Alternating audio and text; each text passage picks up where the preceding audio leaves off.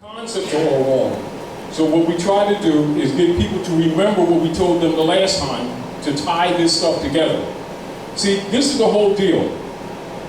Do not confuse the assumption of ownership under ethical and moral principle when politically it has no standing. Are we clear? Let's explain. Let's explain.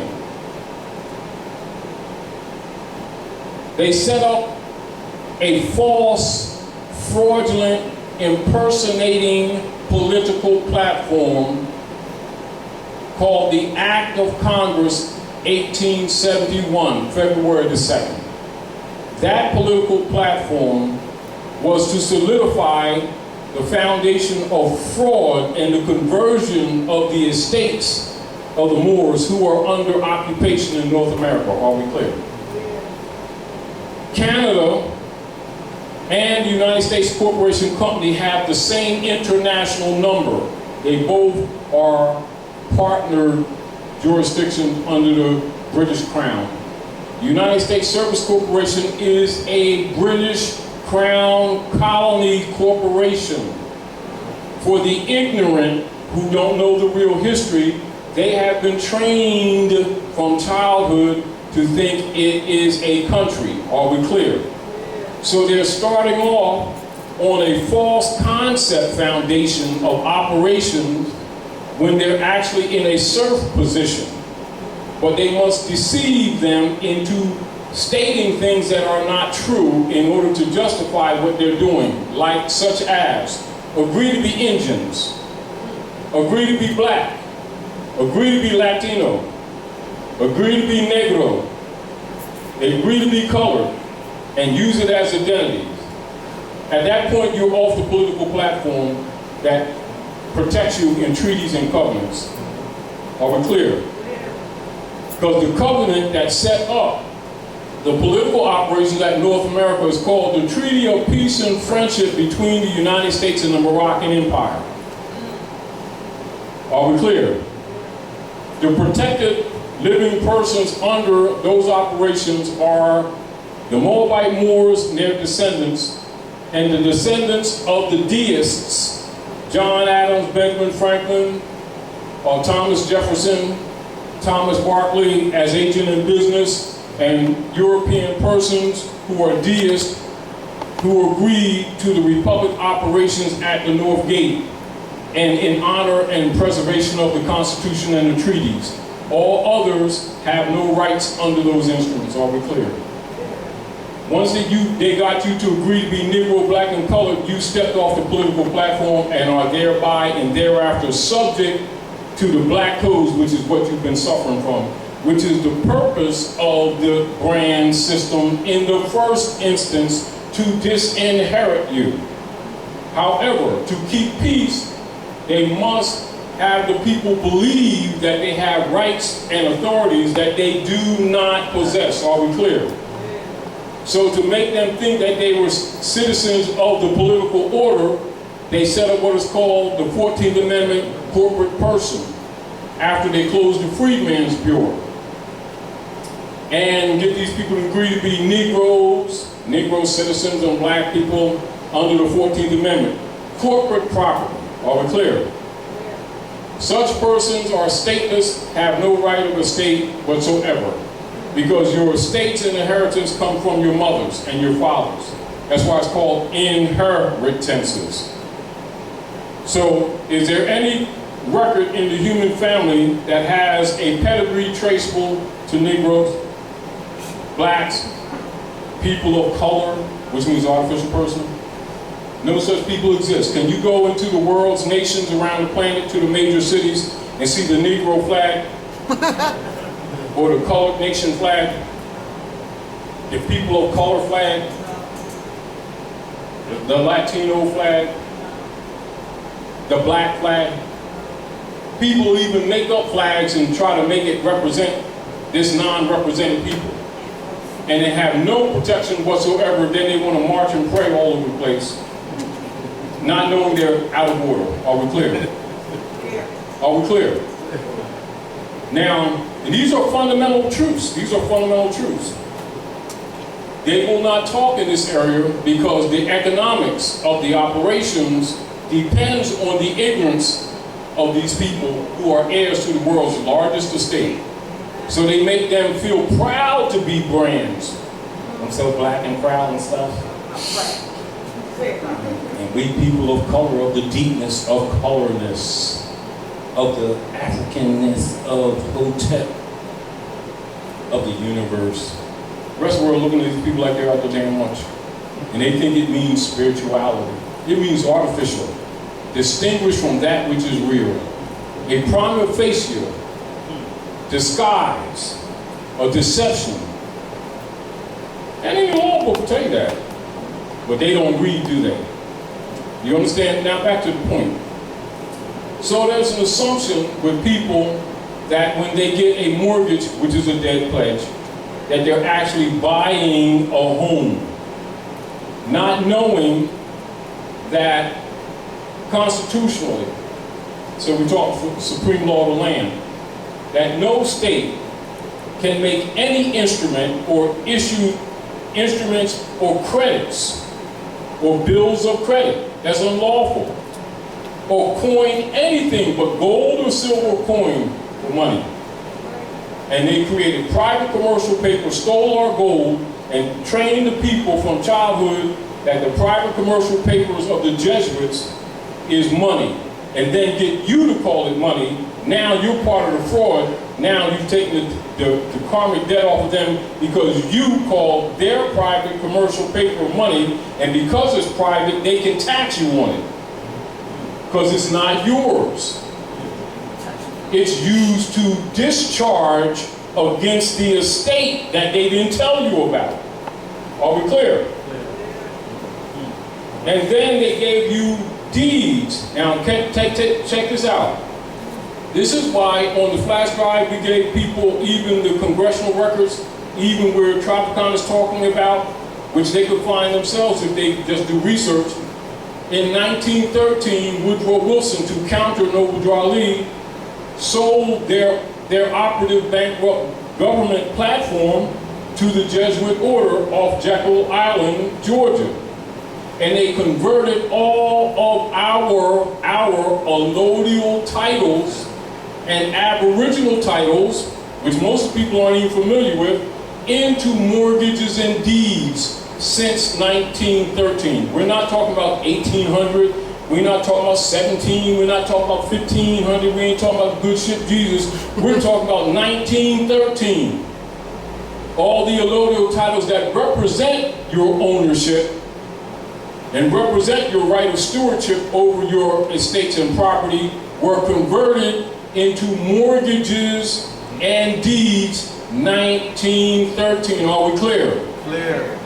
Those are not instruments of ownership. They're instruments of serfdom. They're sharecropping instruments. So these people are thinking they're buying houses and they're actually making sharecropping agreements. So what do? They measure your work life and they'll call you as a corporation or corpse, what is your income? Then you start saying what your income is when the truth of the matter is your wages are not income. Income only applies to foreign corporate operations in a foreign jurisdiction. And it is the profit after capital investment in a corporate capacity. It has nothing to do with natural men and women's labor or wages. They are not the same thing. So they trick you into agreeing that you have income and you just say that you're a corporation. So now they listen to you as corporate property because all corporate entities come under the Roman Curia. Are we clear? So people going about their lives thinking they're making payments, thinking that they're owning property, and it's a dead pledge, and they're even listed on the instrument as a tenant. Look at any deed, they're listed as a tenant. Does the tenant sound like owner? You know, and so there's an assumption. So the point that I'm making is, Dr. Naila, there's an assumption of ownership and not the fact. Are we clear? An assumption and not the fact. Why do we do what we do here? is we're clearing these issues up so that we can start becoming competent, changing our language, changing how we sign things, and understand that anything that you sign is a negotiable instrument. Know it. And as soon as you give it to them, they will securitize it. And then put you on a debtor ledger. This is what they do. This is what they do. All corporate state agencies, clerks do this every day, and that's their operation. This is why when you see people get a little bit weight, whether they're Asiatics or Europeans matters not, and they go down to those clerks, and then they try to either claim the birth certificates or claim the estate or do a reversion. That's why you see all of those people behind them clerk's offices start getting hostile. Because they're living off of you. You weren't supposed to know this, because they know if you come like that, you're either past 30 degrees, 33 degrees in masonry, or Eastern Star, and you're not supposed to be talking openly anyway, and that you get ready to try to free these other dummies that's walking there thinking they're making payments and they're discharging. Are we clear? See, so these people, like as we opened up, the people are under the assumption that they understand the things that they're operating with and in, and they do not. We're not informing you, just informing you. We're telling what occurs in your life every day. We're making you aware of it. We're not telling you something that does not apply to you. We're making you aware of something and things and operations that occur every day in every community all across this country, but that the masses are unaware of it or ignorant to it. Are we clear? Clear. Are we clear? Clear. So understand this information is not given to you just as an information principle. This is what is in operation. But the reason we're telling you is because when you begin to change your language, it kills the bonds. That's how you slay the dragon. You slay the dragon because you will stop feeding the dragon. This is where it's talked about in the Septuagint of the Bible, where they say that these people will not be able to buy or sell less with the mark or the number of the beast. And then they will say, in the Bible says, the mystery of the son of perdition will be revealed, for it is the number of a man. And these people keep looking for some mystery devil in the sky and in the ground. Don't dig too deep, because you might run into something ugly and he comes out with a red tail and stuff. No, it's people looking you right in your face. You understand? They bleed and they sleep just like you. The best way they can get away with is get you looking for the mystery devils and the mystery gods, and the real deal is they are both devils and gods before your face, pulling you into the pits of hell of ignorance while operating on your estate. And the comfort zone is you believing that you know what's going on when you really damn don't. So what occurs is people think that a car registration is just so they can keep track of their car. It's a bank bond and it's on the stock market and it's bundled. Those bundles are called instruments. That's where the securitization comes in. As an example, car registration, birth certificate, marriage certificate, social security number, driver's license, CDL, whatever license you got, beauty salon license. They're bundled together. And that's called securitization. Then they're bundled, derivative, and they are presented as fungible instruments. Fungible, that means it's monetized and is used as trade for resources. Are we clear? This is done amongst government level, not amongst the common people's level. They're given private commercial paper instruments of the Jesuit order of the Federal Reserve, which is private commercial paper, and lied to and told them that there's dollars. The dollar is by grams and measures, weights and measures. Gold, Yakum dollar, which is a gold coin, or the equivalent of silver, which is all civilization on Earth planet is based on cosmology. And so this is the reason why people who know this will always carry a coin, silver or gold coin. Likewise, copper, right? That's the alchemical metal of Venus, which is our star. That's your copper. The alchemical metal of the moon, which is your crescent. That's our moon. And then, of course, the gold coin, which is the sun. And when you see in the Bible, Septuagint, when the divine order says, I leave these signs for you, the sun, the moon, and the stars. And this is the keys, the civilization on earth. So that's the moony, the money. And so the 360 degrees is broken into 4 quarters. Those 4 quarters are represented by 4 crescents or 4 quarter moons.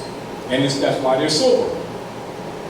And you put the 4 quarters and it makes a whole 360 degrees. But the 360 degrees is also what? 100%. This is where you get your centiles.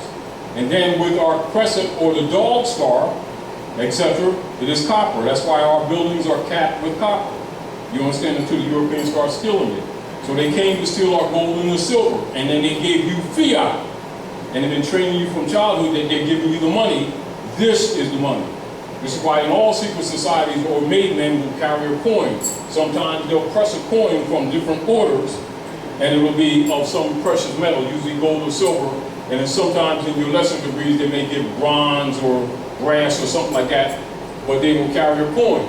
And when they're dealing with other people to talk to them, to let them know they're a made man or a made woman, they might pull out a coin and just spin it or do something like that, and the person recognizes that they're not amongst the dead. Do you understand? Or they may give some sign or symbol to know, let the people know they're not amongst the dead. And that's how you talk amongst the dead while talking to someone else who's alive. And so therefore they're free and accepted in society. Now, understand this. And so it's important for them to promote that that's a negative position so people don't ever look at it. When it's really all about them. Are we clear? Now, when I told you all to look at this, I want to show you something. Now in Masonry, they'll say Jubilah, Jubilo, Jubilum. The 3 ruffians, right?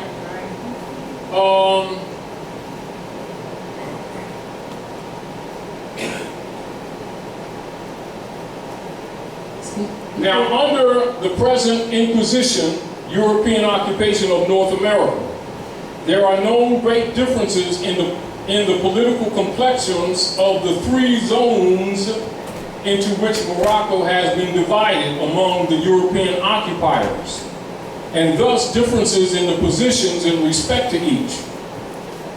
Now, the body politic members of the United States Corporation Company, being one amongst the 3 European occupiers of Morocco, exercises certain coextensive rights throughout Morocco, Al-Marat. The French and the Spanish are the other 2 European occupying powers at Morocco. The United States Corporation owners are de facto and fraudulently exercising powers vested only in the secretly overthrown republic and its constitution. The administrators of the United States Corporation are also exercising capitulatory rights, which are extraterritoriality in Morocco, the present basis for which the Treaty of Peace and Friendship concluded by the organic United States and the Sultan of Morocco on day 16 of 1836. That was the only time it was ever modified, you see? And the Act of Algeciras of April 7, 1906, to which the United States body politic is a signatory. And this is why in the treaty book, when we talk about the charge d'affaires, when the charge d'affaires and the Secretary of State mentions again how the Moors lost their nationality. Let me read that. I'm going to show you so you can see why it's important for people to be given reference points. So, because once you get reference points, you can start being a detective yourself. You can understand the politics. You can understand the necessity, the political necessity of secret societies. You have to have a hierarchy to maintain this corruption. You can't protect the corruption hierarchy. The U.S. democracy order was set up for the specific purpose to protect the corruption. So it's important for the people to think that it is the legitimate republic's platform. The republic was overthrown in 1861. That's what the Civil War was all about. The Act of Congress 1871, February 2nd, was the perfecting of the political platform by which the overthrow operatives could operate and appear legitimate. That's the U.S. democracy that you're suffering from right now. So if they can get you to start talking about colors and racism, you're not paying attention to what's really happening to you. This is why that paradigm is promoted. Are we clear? This is why, like you see anyone that's in the power positions of black leadership guys are taken to what is called Muhammad's Mountain. The Masonic term would be called the mountaintop. The mountaintop is the great seal that you see on the back of the note, which is a debt. It's not a value, it's a debt instrument. Are we clear? And the only president ever to use the great seal was John Hanson, who was the first president for the order, 1781. He was a Moor. No president, European president, ever used that seal thereafter. That's why they're all silent. You'll see it on the note, and the only ones that's claiming or putting a claim on it are members of the Illuminati, claiming your estate because you insist on being black, which means you've abandoned your estate. That's the source of their power. Are we clear? So let's go into, I'm going to read this letter to the, now keep that in mind, 1906, right? So at 1906, now we're going to deal with the charge d'affaires. Excuse me, give me a moment. Now this is on citizenship, and for those who are listening, and for other scholars who will see this in the future around the country, this is your research. Go into citizenship of the United States, expatriation, etc., page 459. And you'll see a correspondence, pardon me, of August the 3rd, 1906. And you'll see this correlation. Chapter 4, temporary provisions, and it'll say what? Morocco, which you can see, that's United States. That's United States. Right? Expatriation, that's citizenship, right? And what does it tell you? Does that say United States? Well, this tells you United States, citizenship, and expatriation, right? Yes. All right, it's Morocco.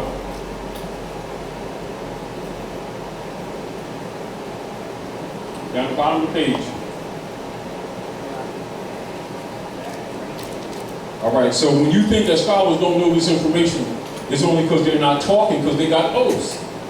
You know, you don't talk against the Pope because you become useless. And they talk about things like along the line of neutralization. So there's no retirement, what's called communities in Florida and other places for overseers and spies. They're usually neutralized. They have fun while they're rolling there. Now, listen to this. Morocco, Mr. Phillips charged the affairs to Mr. Root, Secretary of State, August the 3rd, 1906, American Legation, Tangier, August the 3rd, 1906. Sir, there are strictly speaking no Moroccan laws relating to citizenship of Moorish subjects in Morocco. The fundamental laws of this non-Christian country, you see what Obama was talking about when he went to Egypt?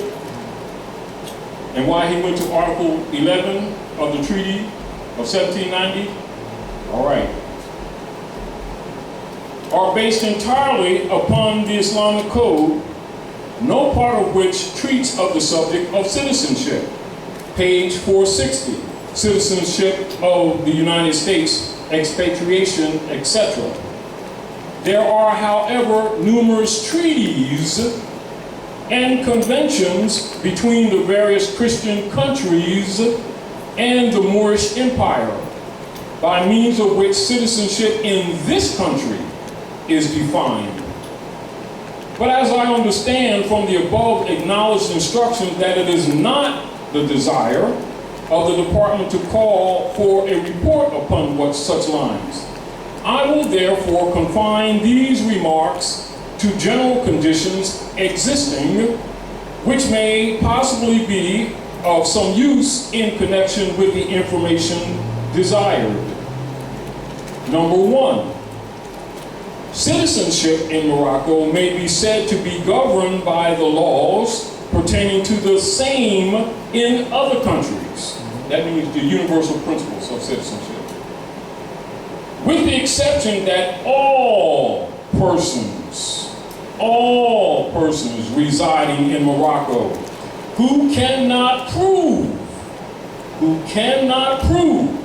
foreign citizenship or protection are considered ipso jure as Moorish subjects. That means you got to prove that you're not Moorish. You get the point? Whether you have a nationality card or not, you got to prove that you're not Moorish. How come this stuff is not discussed in these communities? 2 and 3. Moorish subjects lost their nationality only by becoming naturalized, not nationalized, naturalized in or protected by another country having treaty relations with the Moorish Empire.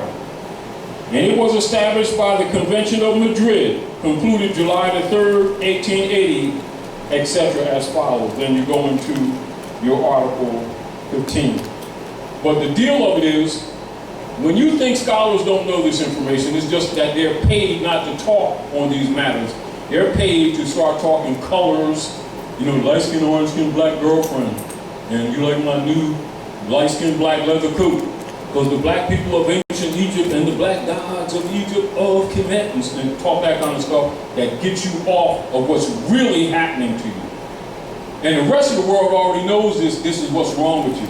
And what is this issue that the Charge of Affairs talks about, that the Moors only lost their nationality by being naturalized? They're talking about 14th Amendment, the Naturalization Act. And Ulysses Grant, when you change the Naturalization Act of 1790 into 1870, this is why when you go in your law book, that the Europeans under Knights of Columbus Ku Klux Klan oath start calling themselves white people in what? 1870. That's why the specifics of free white persons in the law book will make that distinction. Can you pull out that law book, D, and pull out free white persons? I want to keep this parallel so that people can understand what's happening, because they need to understand what the securitization is and the security is. So when they agree to be Negro, black, and colored, they automatically become bonded. They're called bondsmen. In other words, this is what the bondage is. So they tell you it's a change, when it's actually bonds that's on the market. It's paper instruments. Are we clear? Go ahead. Yes, while she's checking that, there was a question which will elaborate on the importance of reserving the rights when signing any all documents. And this is back to really understanding that in the grand system, you have no rights. Dred Scott principle, plaintiff in error. See, if you're not in your proper person, you have no rights to claim, because your rights are inherited from the honor of your mothers and your fathers, that your days may be longer upon the earthland. That's your inheritance. You cannot move on this earth transacting business in another man's name and talk about liberties. They don't go together. Dred Scott, Ferguson versus Plessy. How many generations does it take these people to understand that you cannot claim another man's name and transact business and be at liberty? It doesn't work. See, meaning you can talk about rights and they explain to Joe Smith and they're dead. If you're Asiatic and you put down Smith, Jones, and Johnson, your claim is already dead. It's called in pro persona. You got the microphone? You got the microphone? Give the brother mic. Give the brother mic, please. And can you come up here and share with us and let everybody know your attribute, and then share with us what you're reading from, and read it complete. Henry Campbell Black's Law Dictionary of Ancient and Modern Jurisprudence. Can you come over here, please? You can moonwalk if you feel like it. Islam. Islam. I'm Wishes Bay. I'm Say free your white mic. persons. Free white persons.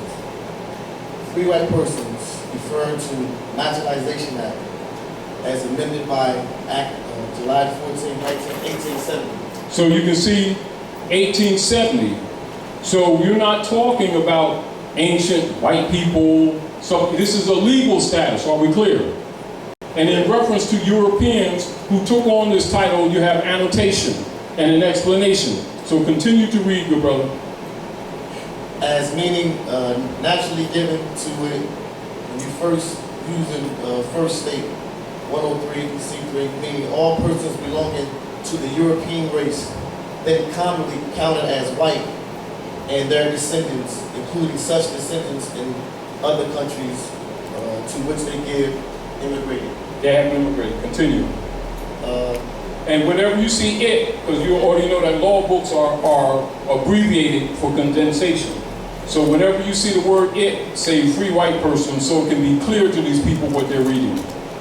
So it, i.e. free white persons, and then continue to read. It includes all European. It, free white persons. Okay. It includes all free white persons. No, it means free white persons. Stay. Free white persons means. I got you. Yeah, go ahead. All right. It includes all European Jews, more or less. You still didn't get it. It is a short because it's briefed. Say free white persons mean. In place of Okay, I it. got you. Free white persons include. In place of it. Free white person includes all European Jews, more or less intermixed. More or less intermixed. More or less intermixed with people of That would be Celtic. Okay, Celtic. What's that? Scandinavian. Scandinavian. Teutonic.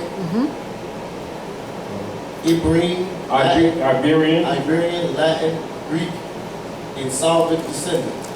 It includes Free white persons. free white persons includes Magyars, Lapps, Finns, and the Albanians.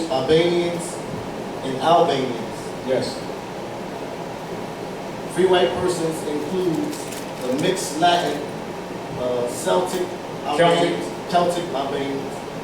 and the Moorish inhabitants of Spain and Portuguese. And Portugal. Portugal. The mixed Greek Latin phonemic of North Africa inhabitants of Sicily, and the mixed South or Phoenicians.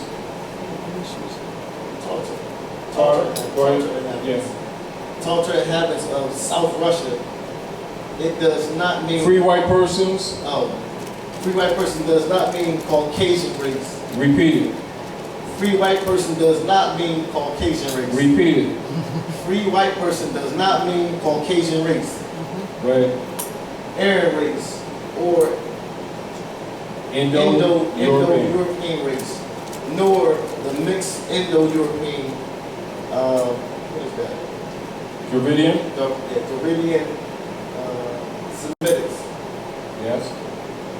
and the Mongolian people who inhabitants of Persia. Yes.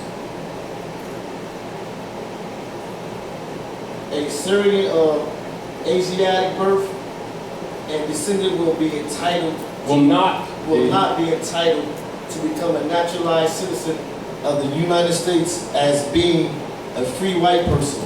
And then it has multiple law cases, doesn't it? For reference. Multiple law cases. So as you can see, it's a legal status, isn't it? Absolutely.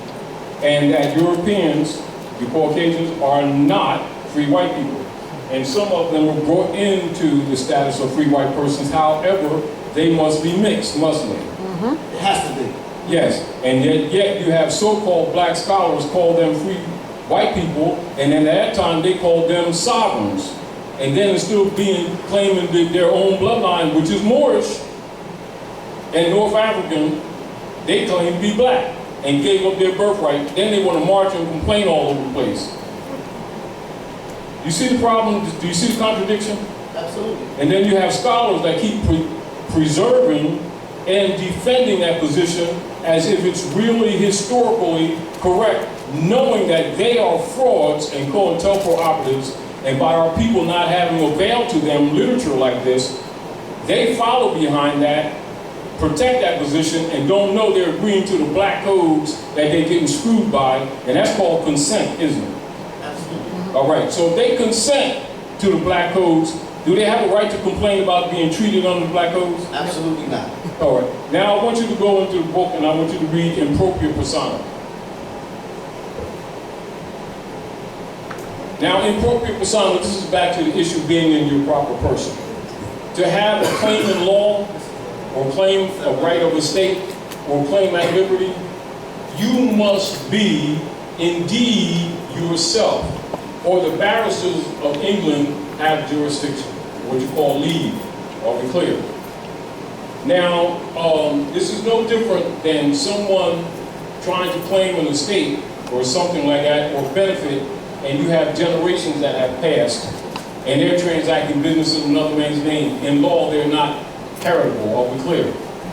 This is the reason why the Europeans put their family names on the defeated Moors, so that when they go out into life and start signing things in them European names, they don't know that that makes them non-descendable and non-heritable. So it automatically reverts to the corporate state, and then the Europeans get wealthy, and these people sit around, and we was here first, and they come around, and everyone else is wealthy and stuff, and we've been working our butts off for generations, and we don't have nothing to show for it. What's your name, Joe Smith? Line your ass off, and not knowing that that's a nom de guerre. And if you're not a proper person, the barristers of England already have leave on you. You can't even challenge the jurisdiction. Do you understand these principles? And one of the, and this is why it's important for people to comprehend and understand, this is why we tell people, law and history goes together. That's not a mere opinion. That is information that our people need to know, that people who know they should know these things deliberately do not tell them.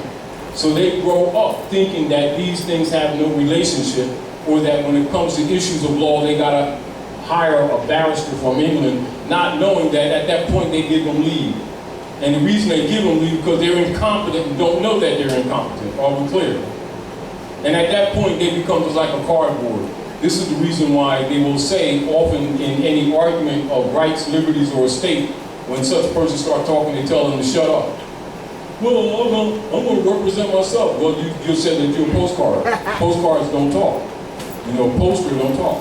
You say, I got my rights. They don't even know what rights are and how they're preserved, because they don't know the fundamental rules of civilization. Do you understand?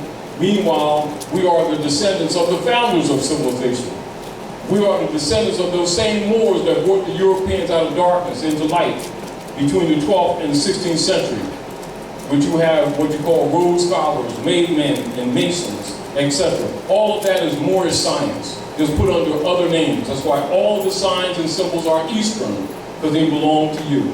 And they got our people all spooked up, think they're signs of the devils and stuff, and they reject it, don't know it's their own culture. And then these people are ruling you with your own stuff under their names. Are we clear? Clear. You find appropriate persona? Separate words. I-N, one word. Propria, two words. Persona. It will be in the beginning of the section in I. I-N. Impropria persona. And this is very important because people, and this is back to where people assume that they have rights because they hear these words and phrases and don't know that status is everything, because they're not told. So they're, you know, in the nature of self. How important is it for everyone, all the Moors to have copies of black laws, and which one is the best edition? Don't they have, most of them have Nikes, New Balance, you know, Michael Jordan's sneaks that cost anywhere from 70 to 200, sometimes 300 notes.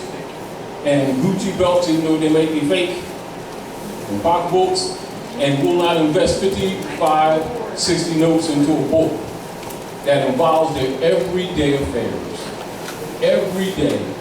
And understand that people who know this information generally are compromised, and so they're not talking.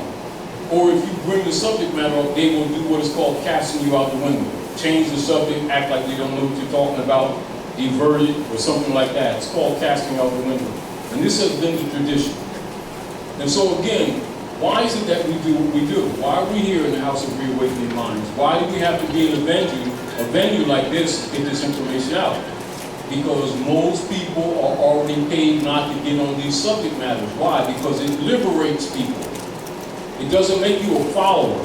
It doesn't make you a believer. It liberates you. And it gives you reference points so that you can start saving your family and your estate for real. And so logically, people who have been benefiting from your ignorance don't want you to be involved with this information because it kills their bond system. Are we clear? Yeah. Clear. Now, and this is what the Securities and Securitization is all about. And this is really the subject matter. And yet, unless you knew this information, it would never dawn on you that that's what's happening to you every day economically. And that when you went and signed that mortgage for that house thinking that you was buying the house, your signature already transferred it to your estate. And you probably didn't have a trust or estate set up, and you didn't convert it back into its allotable platform, and more than likely you signed it with the European's name, and they put you on the ledger side of the debtor when actually you're the creditor. You never challenged it. You never convert the mortgage or deed back into an allotable title, and thus they're automatically your trustees. And this is what actually goes on every day. But meanwhile, these same people claim to be black. Oh, they got special personal relationships with Jesus and stuff.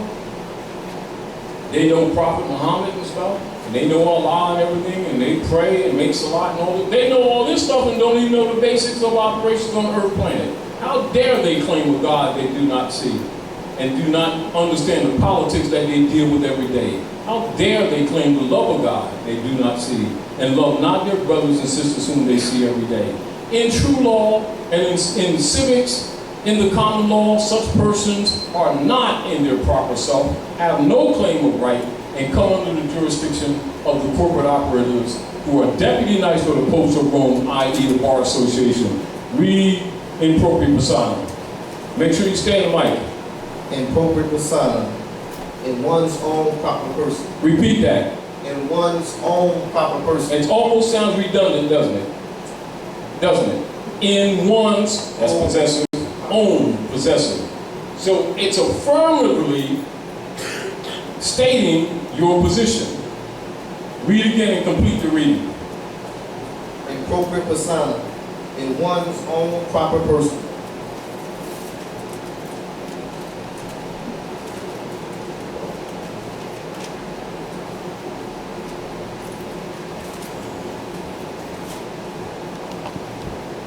Free white person is a rule. No, in propria persona. In propria persona, it is a rule in pleading that pleas to the jurisdiction of the courts must be pleaded in propria persona. Now, back up. Must. Is that conditional? Is that opinionated? No, Is that optional? no. So, in propria persona, read it again, read it slow, and feel free to speak what you see in it after you read it. Read it again, read it slow, read it solidly, read it soundly.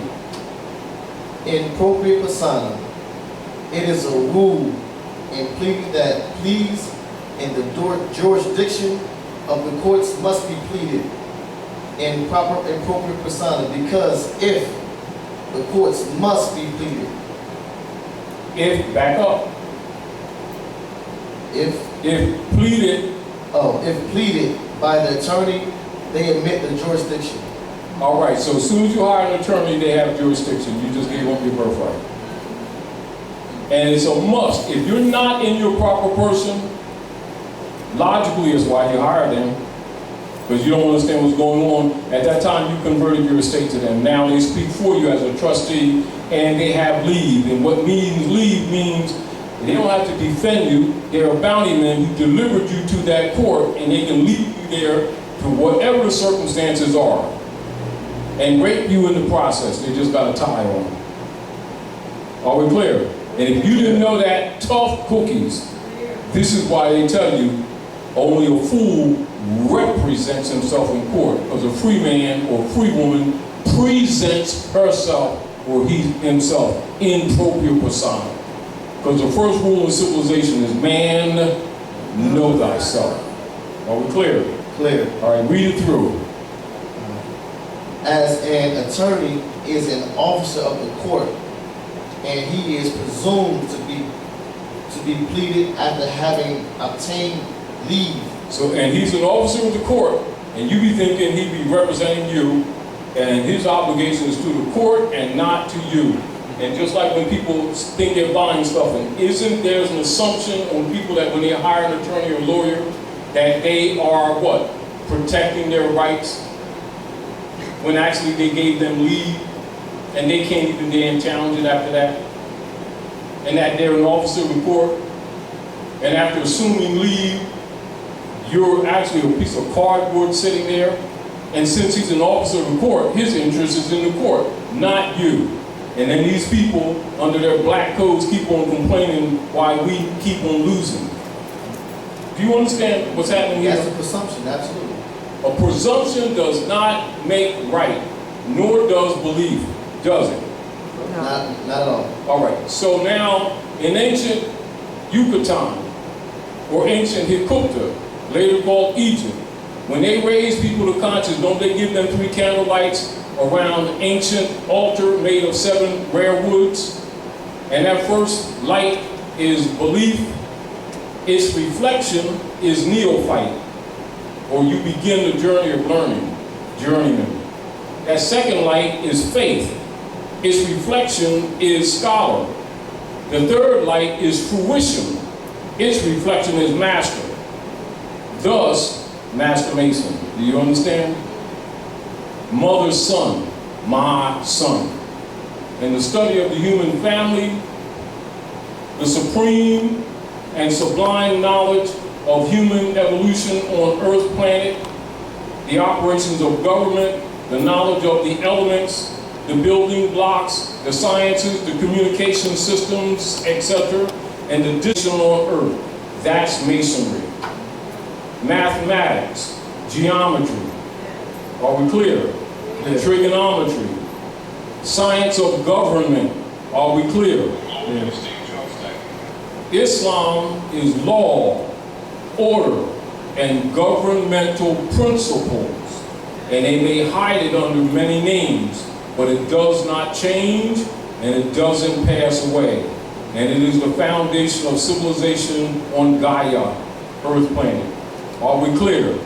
So whether they claim to be Jews, Muslims, or Christians, in secret, all of these Europeans here got Korans. Do you understand that? Clear. But they don't look at them as some spooky prayer instrument. They deal with it from a science perspective, and they've been ruling you with your own stuff. And it's time that you wake up and understand that they set up a global estate trust since they overthrew you, and they've been securitizing you as a chattel instrument ever since. Are we clear? This information is given to you so that you can start liberating yourself. Because when you change your state of mind, you will change the vibration around you, the energy around you, and that's what starves the dragon.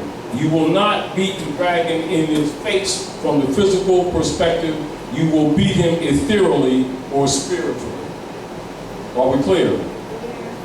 This is what it means when you see David pulling them 5 smooth stones out of the water. The water represents wisdom.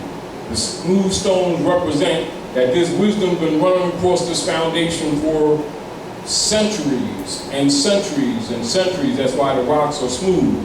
And he only takes one and puts it above his head 360 degrees, turns it and strikes Goliath in the forehead. That's where the thalamus nerve comes from. The dark side of the brain, terminates above the nose.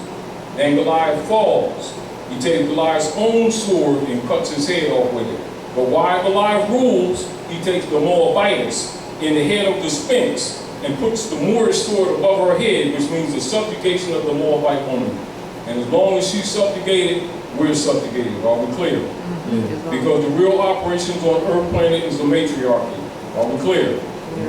So honor your mothers and your fathers, that your days may be longer upon the earth land, because since your fall, Rome has been securitizing instruments on you, bundling them, which are called derivatives, and securitization, and then making them fungible instruments, which is monetization, and selling them to the rest of the world. And when you become conscious and start clearing the honor of your mothers and your fathers, that's what starts killing the dragon's food, because you're not going to beat the beast. You must starve him. Are we clear? Clear. That's capturing the straw man. Are we clear? Clear. So it's an abstract. So you're given this information so that you can see what they're doing to you, because actually even when you go into your dream states, or when you go to sleep at night and you think about these things, what it does is wake up the memory that's in your cells. But you got memories that's in your cells, and they live individually of each other, whether you know it or not. And that's the purging, or that's the baptism. And what occurs is, as you start clearing that out, the electrical system of the universe reattaches the broken wires in your electrical system, because everything operates by energies. And you come closer to the wheel, what they call Ezekiel's wheel, or the imprint set in you by your mother, that was set in her by her mother, that was set in her by her mother, that was set in her by her mother, that was set in her by her mother, which you go to the four gates. And that's why you see in the book of Malachi, with the closing of the Old Testament, that the Son of Righteousness rises with healing in his wings. And thus, you will leave them with no root or branch. It is the honor of the integrity of the honor of your mothers and fathers. That's how you will kill Rome. Outside of that, you will serve Rome because you're already prepared as food. And the securitization is how they've been doing it in the physical plane. Are we clear? And now that you collectively have started to declare your nationality, which means you're telling the world that you are stopping your practices of being prodigal and have decided to come home. But it must be done in the heart, in the mind. And when you start speaking accordingly, you're casting good spell, what they call the gospel, that counters the bad spell that has kept you in the blackness or darkness all of these generations. And it is absolutely that simple. And though it is well that you eat better food, that ain't really where it's at. It is really your state of mind. And so you must be reborn with a new mind. And if that mind is pure, that's how you defeat Rome. And you're not going to defeat Rome any other way, so don't get it in your mind that you're going to defeat Rome any other way. I'm not arguing about your desires. You understand? I understand that we get a little bit, salty here and there about things that occur to us, but you're not going to beat Rome. Rome is a death machine. You understand? They have devoured many prophets before you. So don't think that you're going to go to Rome and grab Rome by the collar and start talking trash, because it ain't going to work. However, you can beat them ethereally. Now, loosely, it would be called spiritually, but that's a misconception, because spirit is only breath. And this is why Rome fears this information, because you can take even a little child and slay Goliath, if you can get them to be pure in their thoughts and honorable, even though everyone who is here is damaged. You understand? There's no one here that's not damaged, so don't get that through your head. However, if you approach this information with a pure heart, Rome's has received another nail in their coffin. And this is symbolized, because Rome tells you, talk to you all the time. This is why, like in the Wizard of Oz, when you see the house fall down from the sky onto the wicked witch, and you see her stockings curl up, that's the stocks falling under the house of knowledge. In my Father's house there are many mansions. So they're talking to you. That's your zodiac. And the stocks are your stockings. Yellow brick road is the zodiac law. The lion, the tin man, the straw man, they represent on one level 3 ruffians. And they also represent the Trinity operations. The Lion of Judah represents the true Yahudi, or the people with hair like lamb's wool, sign of Leo.